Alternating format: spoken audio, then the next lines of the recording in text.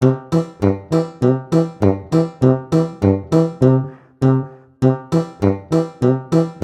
to Phonics Key Pathshala.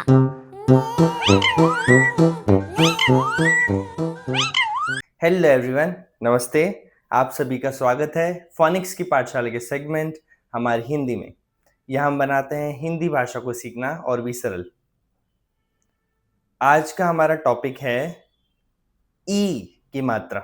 जी हाँ, आज हम वर्ण ई की मात्रा कैसी दिखती है, कैसी होती है, कैसी लगती है, इस बारे में बात करेंगे। तो आइए स्टार्ट करते हैं आज का वीडियो।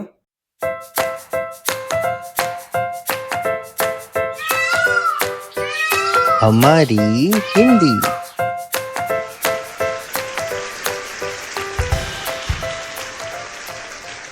तो देख लेते हैं वर्ण ई दिखता कैसा है।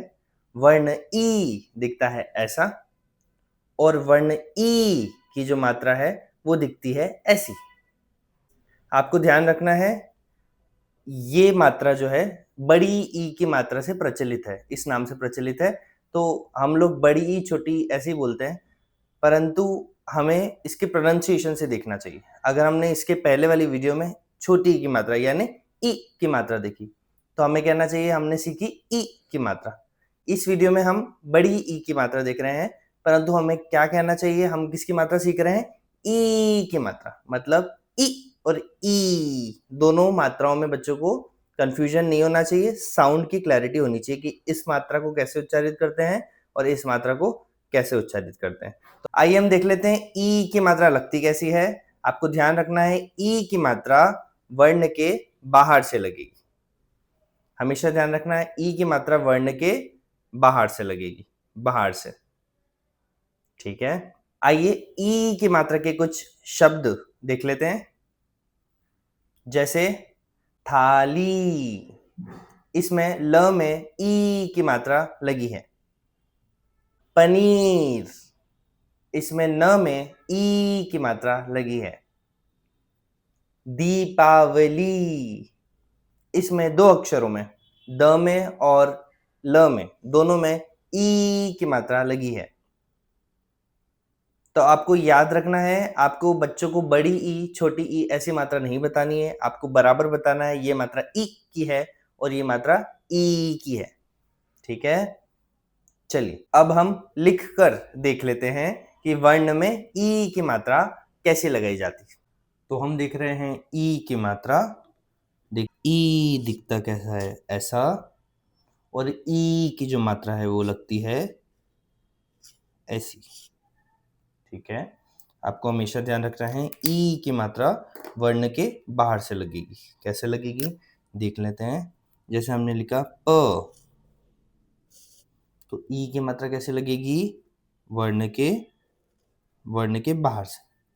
जैसे हमको लिखना है, जैसे हमें क में ई की मात्रा लगानी, तो कैसे लगाएंगे, वर्ण के बाहर से मात्रा लगेगी तो पहले स्टैंडिंग लाइन बनाएंगे, फिर ऊपर से डाउन कर्व बना देंगे, ये बन गया की। अगर मुझे ट में ई की मात्रा लगानी है तो कैसे लगाएंगे, ऐसे। हमेशा वर्ण के बाहर से, वर्ण के बाहर से ई की मात्रा लगती है। ठीक है, और इसे थोड़ा बड़ा बोलना है। अपन बड़ी बड़ी बड़ी मात्रा बोलते हैं ना इसे, तो इसे बोलना भी बड़ा है। जैसे की, पी, टी। ओके, तो आई होप आपको मात्रा लगाना आ गया हो। अब हम देखेंगे ई की मात्रा की 12 खड़ी का लेखन।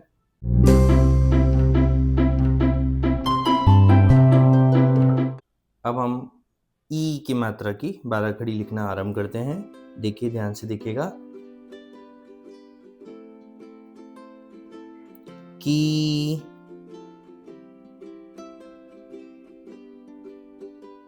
खी, गी, घी। अंग में मात्रा नहीं लगती है। ची,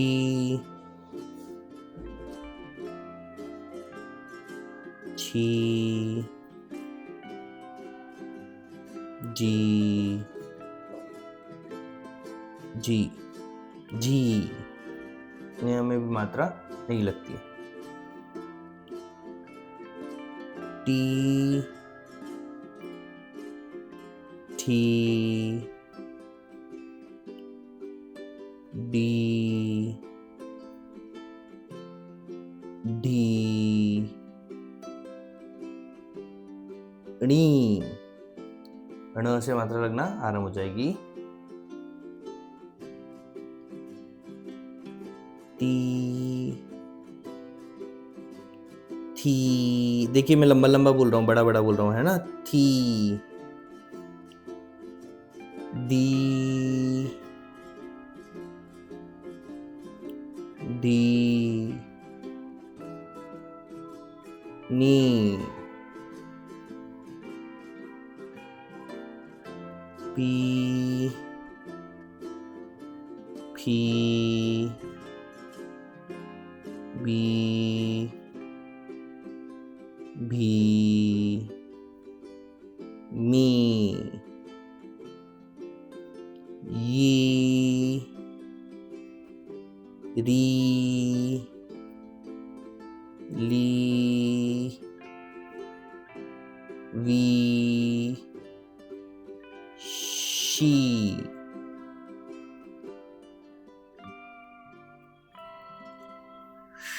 शी, सी, ही, शी, त्री, गी। अन्य वर्ण देख लेते हैं। श्री, ड़ी, ढ़ी। इस तरह लिखी जाएगी ई की मात्रा की 12 कड़ी। आपको ये ध्यान रखना है, अंग और नियम में ई की मात्रा नहीं लगती। अभी आपने देखा ई की मात्रा की 12 कड़ी। आइए ई की मात्रा की 12 कड़ी का ओरल लेते हैं। ई की मात्रा हमेशा बाहर से लगती है, ई, है ना। तो आपको ऐसा ये साइन करना है और पूरी 12 कड़ी बोलनी है। कैसे बोलेंगे? की, खी, गी, घी, ची, छी, जी, झी, टी, ठी, डी, ढीणी, ती, थी, दी, धीनी, पी, फी, बी, भीनी, यी, री, ली, वी, शी, शी, सी, ही, क्षी, त्री, गी, श्री, ड़ी और ढी। तो ये हो गया हमारी ई की मात्रा की 12 कड़ी का ओरल। अब हम देख लेते हैं कि ई के मात्रा के साथ वर्ण को किस तरह जोड़कर शब्द बनाए जाएं।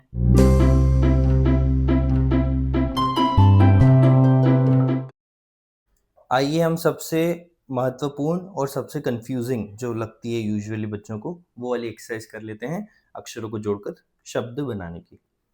ठीक है, इस तरह से अक्षरों को जोड़कर शब्द बनाए जाते हैं। इसका सिंपल रूल है, पहले वर्ण देखना है और वर्ण के बाद उसकी मात्रा ढूंढनी है ना। और 3 क्वेश्चन करने हैं, वर्ण, मात्रा कौन सी है और कहाँ से लगेगी। ठीक है, कैसे करते हैं आइए देखते हैं। जैसे ये लिखा है तो हम क्या करेंगे, हमारी स्टेप क्या होगी। सबसे पहले वर्ण देखा, स,